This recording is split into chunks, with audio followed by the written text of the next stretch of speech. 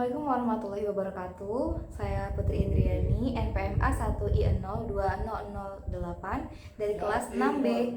Di video kali ini saya mengambil tema sosialisasi bagaimana cara menegur anak dengan benar agar tidak berdampak buruk. Dan beberapa metode di video kali ini saya menggunakan metode tanya jawab, yaitu seminar yang diadakan oleh TK Cahaya Ilahi dengan mengadakan seminar parenting dengan tema bagaimana cara menegur anak dengan benar agar tidak berdampak buruk bagi anak.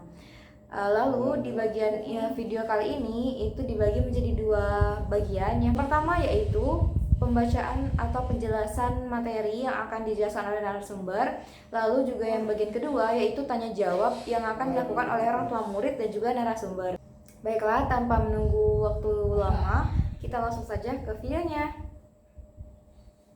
Baiklah, saya Putri Indriani selaku narasumber pada kesempatan siang hari ini. Sebelum kita masuk ke bagaimana cara atau tips untuk menegur anak saat berbuat salah, saya akan menjelaskan beberapa poin-poin penting yang sering sekali orang tua lakukan dan tanpa sadar mereka telah menyakiti anak. Ada beberapa kesalahan umum yang sering sekali dilakukan oleh orang tua saat menegur anak. Yang pertama adalah berteriak sembari memaki atau berkata-kata kasar. Yang kedua adalah bersikap tidak konsisten. Yang keempat, mengomeli anak tanpa menanyakan alasan kenapa anak melakukan hal tersebut. Yaitu fokus pada kesalahan anak tanpa bertanya alasannya kenapa dia melakukan hal tersebut. Yang keenam adalah tidak memberikan contoh sesuai dengan apa yang mereka ucapkan. Yang ketujuh yaitu melakukan tidak disiplin yang sama untuk seluruh anaknya. Poin terakhir yaitu tidak memberikan kesempatan kepada anak untuk menjelaskan kenapa dia melakukan hal tersebut. Ada 8 poin yang akan saya jabarkan. Baiklah, yang pertama yaitu jangan pernah lakukan tindakan yang kasar. Nah, dari sini teman-teman sudah bisa tahu yang dimaksud oleh tindakan kasar yaitu bukan hanya tindakan fisik, tapi juga termasuk dengan perkataan kasar. Nah, jadi saat menegur anak, teman-teman dilarang sekali untuk menggunakan perkataan kasar.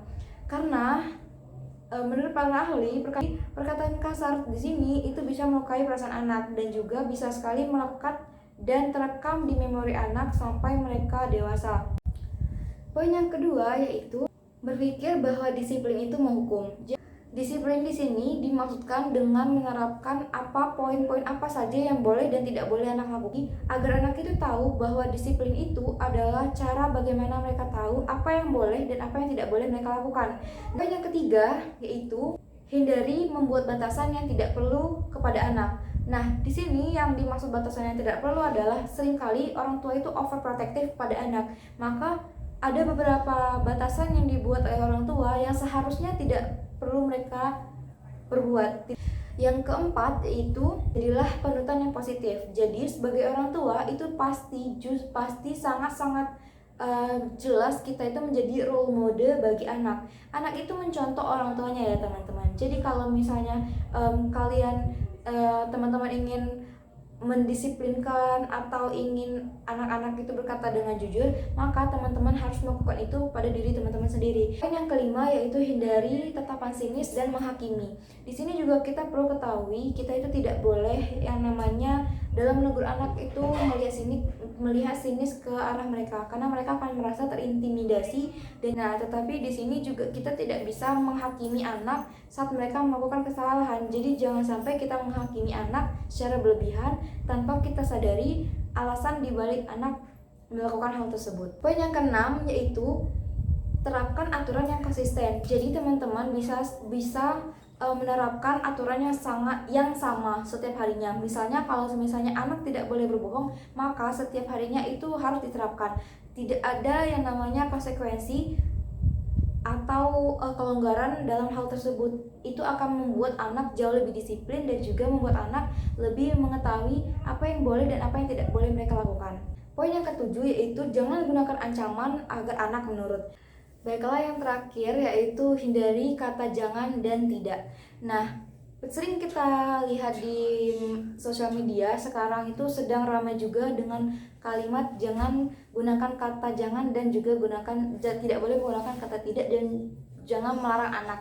Nah, itu juga hal yang sangat tidak baik untuk anak. Karena kenapa? Karena kalau misalnya kita banyak melarang anak untuk tidak melakukan hal ini dan hal itu tanpa memberikan alasan kenapa anak tidak boleh melakukan hal tersebut, maka itu akan menjadi salah satu hal yang tidak baik untuk anak. Oke teman-teman semuanya, kita akan masuk ke part kedua di video kali ini. Nah, di part kedua ini kita akan memilih beberapa pertanyaan yang teman-teman ajukan dan kita akan mencoba menjawab pertanyaan yang teman-teman tanyakan. Baiklah Ibu, perkenalkan nama saya Ibu Nining ya. Iya Bu, terima kasih nih ya. Saya mau bertanya gitu. Iya, ini saya mau nanya Bu ya. Ini saya kan punya anak Bu. Iya, anak bungsu. Pertanyaan saya ini, anak saya itu ya kalau main keluar rumah, pasti tuh ya pulangnya itu selalu bawa kata-kata kasar gitu. Itu gimana ya Mbak ya, menurut si Mbaknya ya?